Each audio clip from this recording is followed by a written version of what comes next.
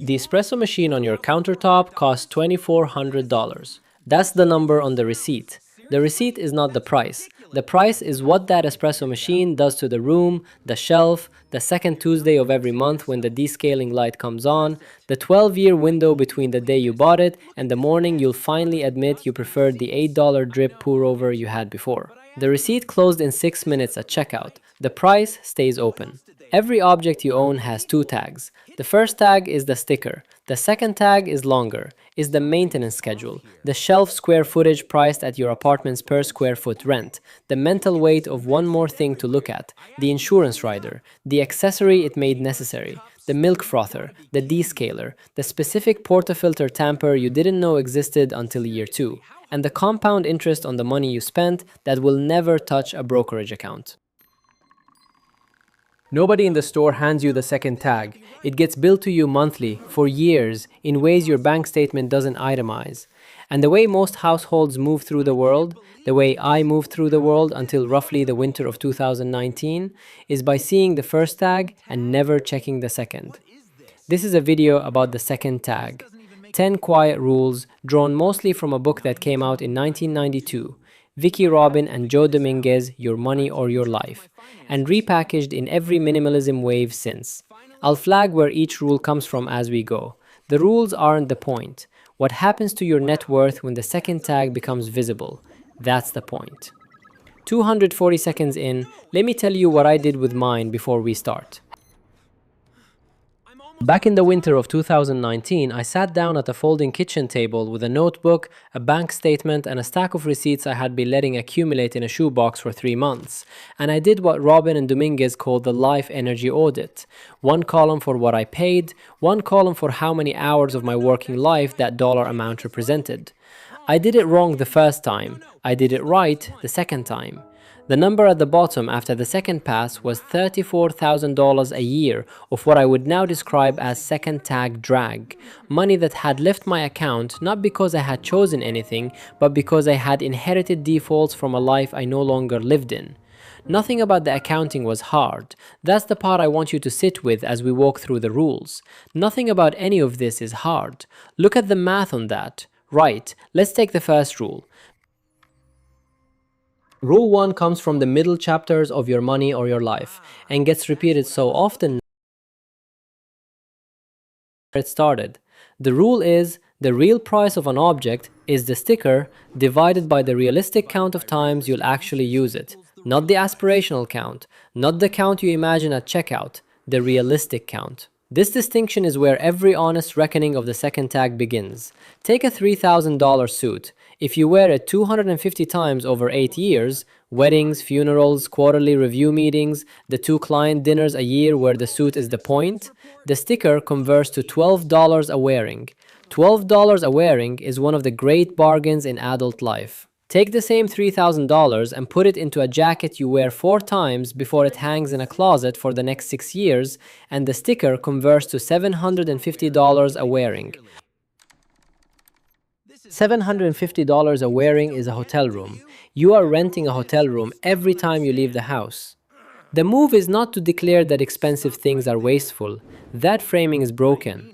The move is to take out the calculator before the checkout, divide the sticker by the honest number of times the object will actually enter your life, and see whether the answer clears the threshold you set for yourself.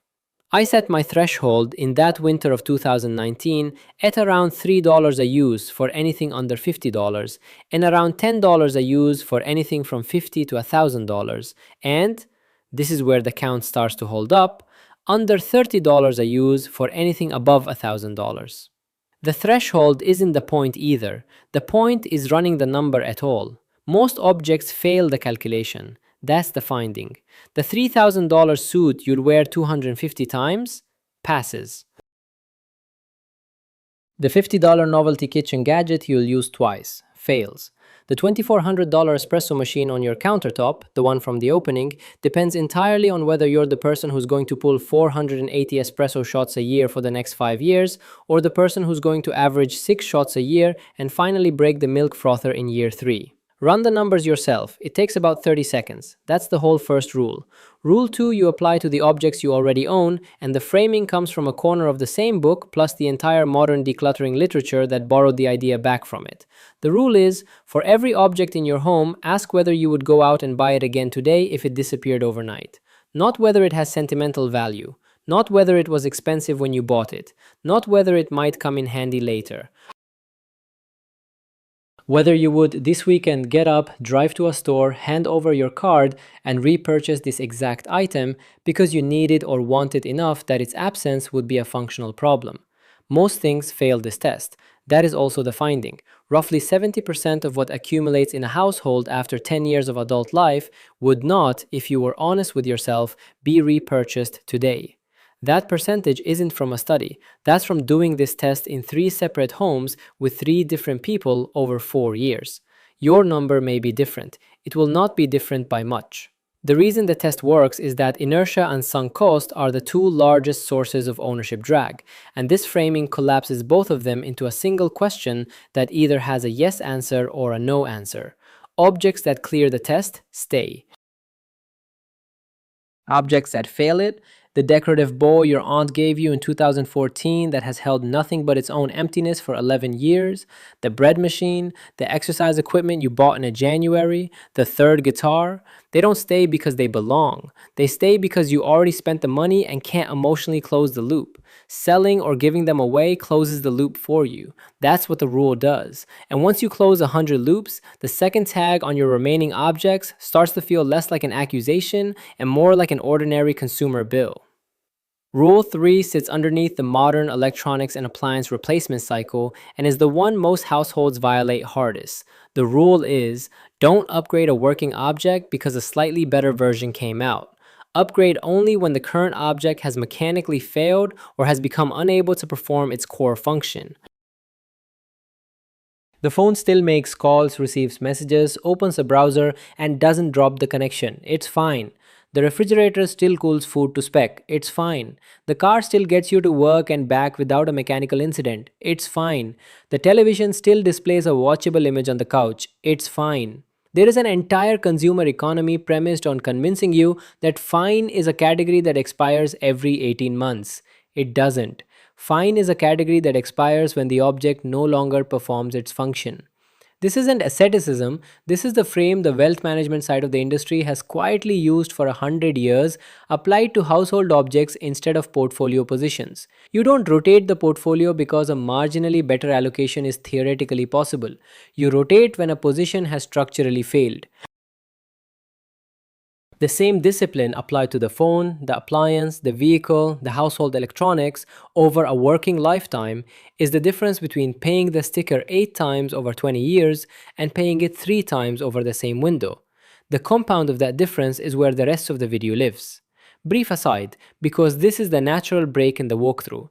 If this breakdown is going to land for somebody you know, somebody whose second tag has been billing them silently for years without a name for the mechanism, send it. And if you're new here, subscribing to NetSum just means the count keeps showing up in your feed when we get to the parts the other channels skip. That's the direction. The rest of the walk continues. Rule 4 is where the material stops being about objects and starts being about architecture. The rule is, don't try to spend less through willpower. Spend less by making spending harder and saving easier, so that the default action of the day, run on autopilot, is the direction you actually want. Behavioral economists call this choice architecture. Robin and Dominguez called it unhooking the spending reflex. The mechanism is the same. Willpower is a fatigable resource that empties out over the course of a day, and by around 3 in the afternoon, at the end of a work session or a decision-heavy stretch, most people have very little of it left. If the shape of your financial defaults requires willpower to override, if your credit card is saved on every merchant, if promotional emails arrive in your primary inbox, if the money that should go into the brokerage sits in checking until you manually move it, then the arithmetic of the day is running against you every 3 in the afternoon of the year. Fix the architecture and you don't need the willpower. The specifics. Delete the saved card data from every merchant that has one: Amazon, the food delivery apps, the airline sites, the streaming services that only needed once every 12 months anyway. Unsubscribe from every promotional email list in your inbox. The sender field of a marketing email is a design choice by the merchant to interrupt you into spending, and treating those interruptions as informational is a category error. Introduce a 24-hour hold on any non-essential purchase above $50. A note in your phone that says, "Wanted this on Tuesday, revisit Wednesday." Because roughly 70% of non-essential purchases on 24 hours rest are silently abandoned by the person who wanted them the day before. And on the other side of the architecture, automate the transfer to savings, the transfer to the brokerage, the retirement contribution. Set it for the morning after payday, not the day before the next paycheck. The account doesn't know who you are. The account doesn't need to be persuaded. The account just executes the standing instruction. And by the end of the year, the arithmetic that would have taken 12 months of daily discipline has run on autopilot. Discipline in this frame is not a mood. Discipline is the absence of a decision. You set up the transfer on one Saturday afternoon, and after that, you don't have the decision anymore. That is the entire fourth rule. And it is boring. That is also the point. This is easy to verify, takes an afternoon. Open the brokerage app, set the recurring transfer, close the app, go take a walk. The architecture handles the next 30 years without your involvement. Rule 5 is the count and the ceiling. The rule is count the actual number of objects you own in each category: shirts, pans, chairs, books, tools, gadgets, whatever, and set a ceiling. Not an aspirational number, a ceiling. When you cross the ceiling, one of two things has to happen.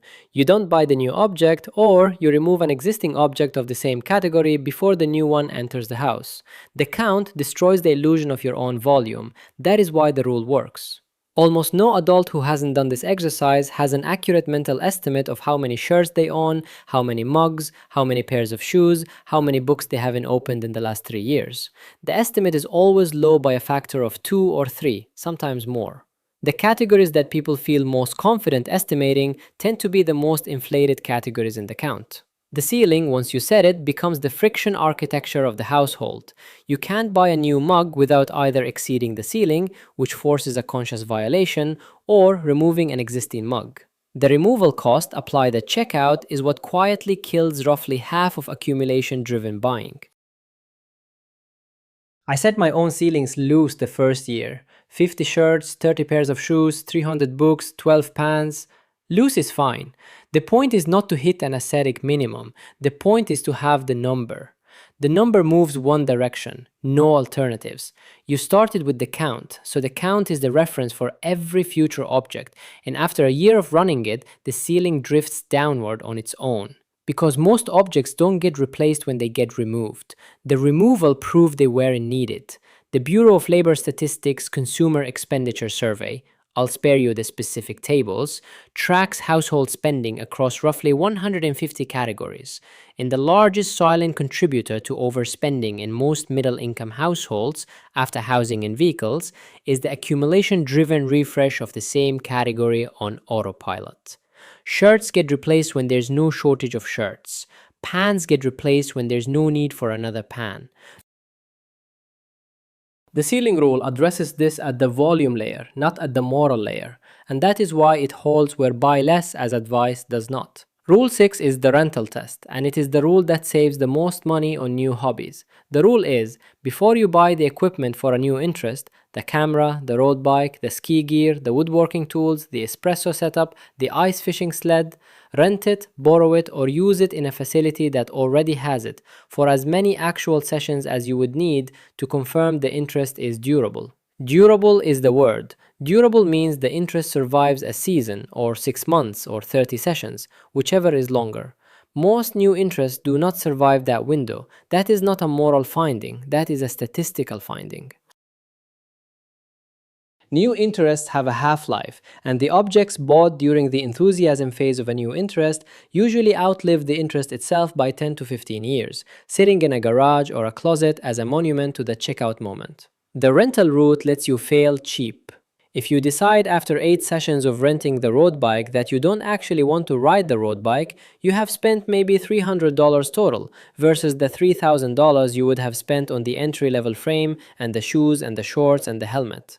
If, on the other hand, you decide after 8 sessions that this is actually a durable interest, you go buy the frame with confidence, and the $300 in rental was a small tax on getting the confidence right. The rule scales. The bigger the initial purchase would be, the more sessions of renting you need before you commit. For a $500 hobby, 4 or 5 sessions is enough. For a $5,000 hobby, 30. For a $50,000 hobby, a boat, a small aircraft, a year of rental. The math of the rental is always cheaper than the math of the failed purchase.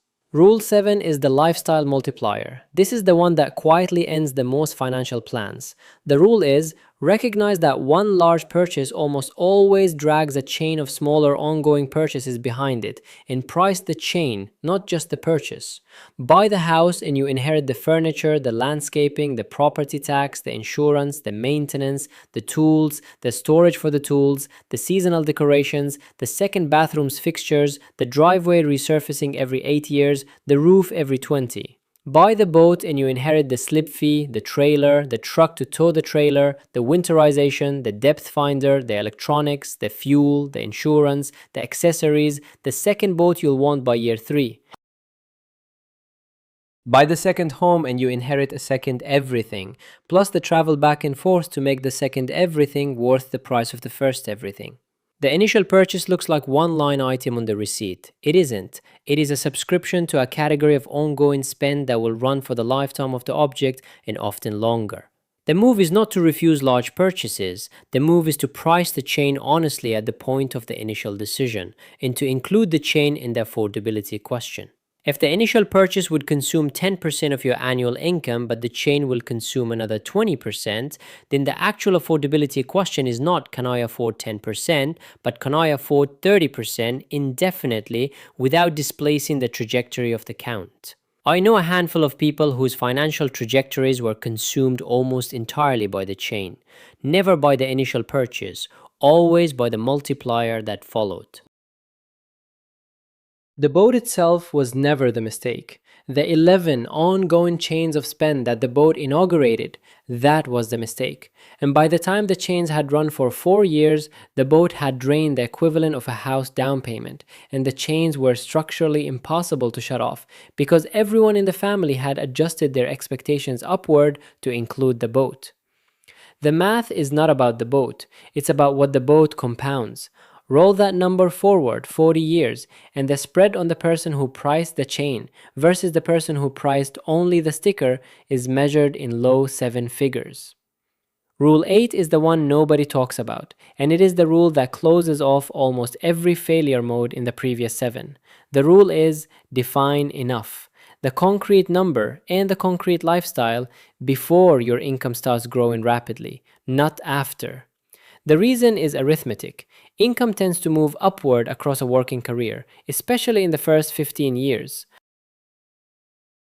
If enough is not defined before the income starts moving, then the definition of enough moves with the income, a phenomenon that has been named and renamed dozens of times, most durably in Your Money or Your Life itself, and that produces the well-observed pattern in which very high earners feel almost identical to modestly increased low earners in terms of subjective sense of scarcity. The count moves, enough moves with it.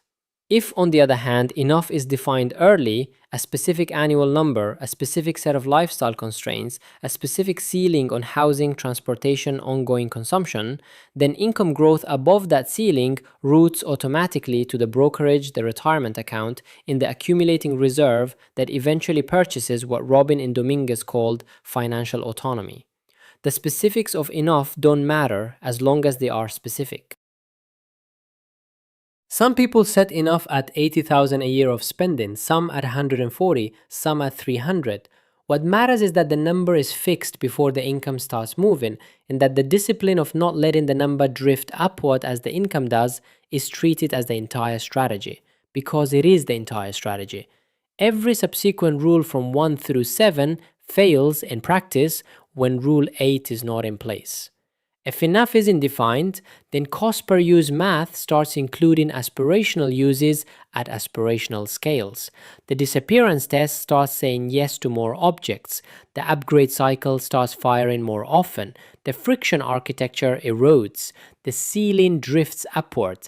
The rental discipline collapses. The lifestyle multiplier eats the income.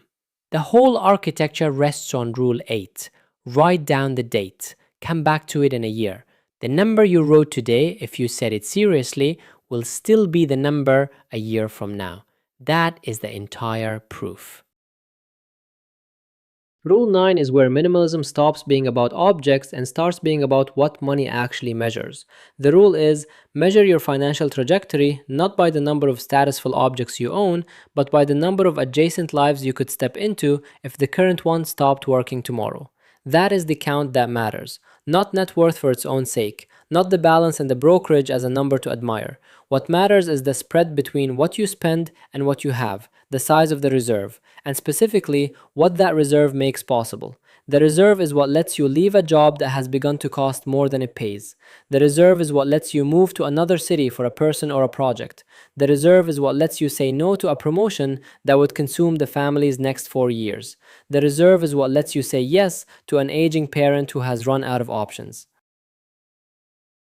The reserve is what lets you sit with a diagnosis without also sitting with a financial cliff. The reserve is what lets you take 6 months and figure out whether the work you have been doing is actually the work you want to do. None of that shows up in objects. All of it shows up in the count. I have watched people with high incomes and very few of these adjacent lives available, and I have watched people with modest incomes and many. The variable is the spread, not the salary. That is the finding underneath minimalism as a financial strategy. The spread is the point. This is where the logic turns. Rule 10 is what makes the whole thing hold together, and it is the rule that undoes the most familiar failure mode. The rule is the way to keep the second tag from reaccumulating is not the annual cleanout, the January purge, the once a year hard reset. That gives you 3 days of clarity and 11 months of drift. The way to keep it from reaccumulating is the small weekly reset. 20 minutes on a Sunday afternoon or a Wednesday evening. A slow walk through one room, one category, one shelf. Applying rules 1 through 9 as a continuous cadence rather than an episodic event. The cadence is the rule, not the intensity of the audit, the frequency. Minimalism as a large one-time event is exhausting and doesn't hold. Minimalism as a weekly 20-minute cadence, run indefinitely, becomes ambient. It stops being a project and becomes the atmospheric condition of the household, in the same way that the standing brokerage transfer becomes the atmospheric condition of the finances. Neither one requires willpower, once installed. Both accumulate silently in the direction you set them for as long as you don't turn them off. And the investment account, quietly compounding in the background, ends up doing something structural that consumer objects were being asked to do but weren't equipped to do. It closes the emotional loop on status. It closes the emotional loop on safety. It closes the emotional loop on the feeling of not quite enoughness that the second tag was quietly trying to fill. Objects are a bad instrument for closing those loops. That is not a moral claim, it is a mechanical one. Objects don't compound. Objects depreciate. Objects require ongoing spend to maintain. Objects sit on shelves and generate a low-grade cost that never appears on any statement. A brokerage balance does the exact opposite of all of that. It compounds silently, it costs nothing to hold, and it closes the loops that objects were failing to close in the first place. That is the whole substitution. The stuff was a proxy. The account is the thing itself. Now the receipt. Come back to the espresso machine. $2,400 on the receipt, 36 months on the warranty, 97 cents a day on the average of shots pulled when I actually kept the count. Not a great number. Not a catastrophic number. But the second tag ran longer. $90 a year on beans I would not have bought otherwise. $40 a year on the scaler. A drawer of accessories that came in 3 shipments and now takes up half a cabinet. $200 for the replacement grinder in year 4, and the compound interest on the $2,400 invested in a broad market index over the 12-year window that espresso machine sat on the counter at the trailing average of the S&P 500, call it something like $6,200 of foregone growth by the time the espresso machine was retired. The receipt said 2,400. The count at the end said something closer to 14,000. That is the second tag. In the two envelopes on the table, the receipt on the left, the second tag on the right, that's the whole video. Every object you own has both envelopes. Almost none of them tell you about the one on the right. The rules are what let you open it before the register does. If this walkthrough named a mechanism you had been paying without a name for, hit the like button so it moves in the feed of somebody who needs the name too. Subscribe to Netsum if you want the count to keep showing up. And drop the object in the comments, the one whose second tag you've already been paying silently for years. That is where the next video starts. The count keeps counting. That is the sum.